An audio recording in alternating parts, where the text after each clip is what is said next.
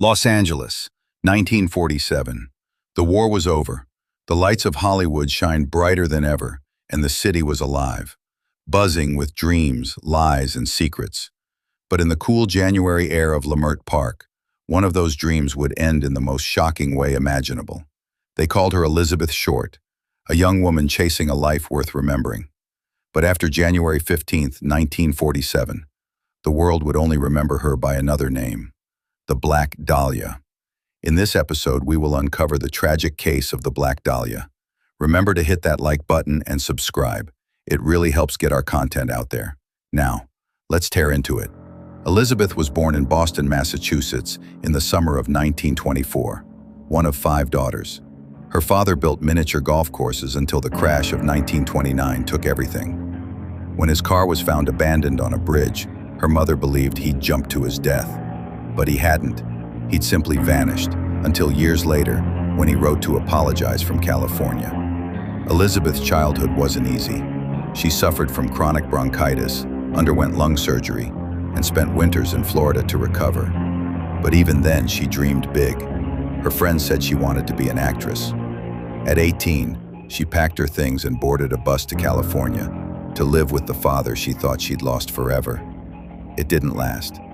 The reunion turned sour, and after one too many arguments, she left again, chasing the sunlight, the soldiers, and the hope of something better.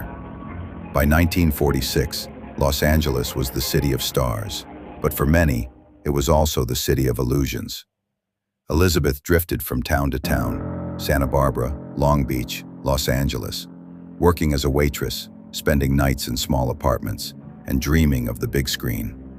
People said she was magnetic, pale skin, jet black hair, red lipstick, and a smile that could light a room. She loved black clothes, and she stood out. Maybe that's why locals at a Long Beach drugstore nicknamed her the Black Dahlia, a play on the film The Blue Dahlia that had hit theaters just a year earlier. But behind the image, she was barely surviving. Letters home painted a picture of loneliness, and rumors followed her. Stories that she was an adventurous, a wanderer, even a femme fatale. But those were just the words of men who never really knew her. In the end, Elizabeth Short was just trying to live in a world that used beauty as both a weapon and a trap. On January 9th, 1947, Elizabeth was seen traveling back to Los Angeles with a salesman named Robert "Red" Manley. He dropped her off at the Biltmore Hotel, where she said she was meeting her sister. That was the last confirmed sighting of her alive. A week passed. Then, on the morning of January 15th, a woman walking with her child noticed something strange in an empty lot on Norton Avenue. At first, she thought it was a mannequin, a store display tossed in the weeds. It wasn't. It was the body of Elizabeth Short. The police arrived to find a sight that would haunt them forever. Elizabeth's body had been severed cleanly in half, drained of blood, arranged carefully in the dirt, her face carved into a chilling grin. Her hands were raised over her head. Her legs were spread. The precision was surgical, almost clinical, suggesting her killer had medical training. Reporters swarmed the scene. One of them, Aggie Underwood, was among the first to arrive. The photos she took would soon be splashed across every front page in America. Within hours, the media had a name for the victim, the Black Dahlia, and a legend was born. The LAPD launched one of the largest investigations in history. Over 150 suspects were questioned: bartenders, soldiers, doctors, and even movie studio workers. One suspect after another came and went.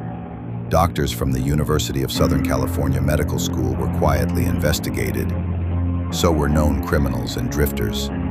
Then came the letters, cut-and-paste notes mailed to the Los Angeles Examiner, claiming to be from the killer himself.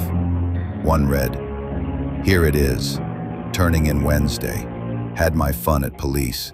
Black Dahlia Avenger." The city panicked. People started seeing Elizabeth everywhere. Dozens of false confessions poured in. The truth was buried under hysteria, rumors, and headlines. Even the press deceived her grieving mother, calling her in Boston to tell her that her daughter had won a beauty contest. just to keep her on the phone long enough to get details for their story. Hollywood had found its darkest script, and everyone wanted a role. Over the years, suspects multiplied. Some believed her killer was a surgeon. Others pointed to mob connections, jealous lovers, or deranged drifters. In the decades that followed, authors and detectives each had their own theory. One pointed to Leslie Dillon, a bellhop and former mortician's assistant. Another claimed the murder was linked to Mark Hansen, a nightclub owner who knew Elizabeth personally. Still others accused Dr. George Hodel, a wealthy physician whose own son later claimed he was the killer. Every theory sounded possible, until it didn't. And with every passing year, the line between fact and fiction blurred even more. Elizabeth Short's life was short, just 22 years, but her death became a mirror of post-war America's fascination with beauty and violence. They called her the Black Dahlia because of her dark clothes, her mystery, her allure. But she wasn't a myth.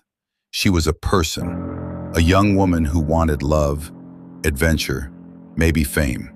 Instead, she became a legend carved from tragedy. And in the city of dreams, her story remains the nightmare that never ended. 78 years later, the case remains unsolved. But maybe the real mystery isn't who killed Elizabeth Short. It's why we can't let her go. Who do you think the killer was? Leave your comment down below, and thanks for watching.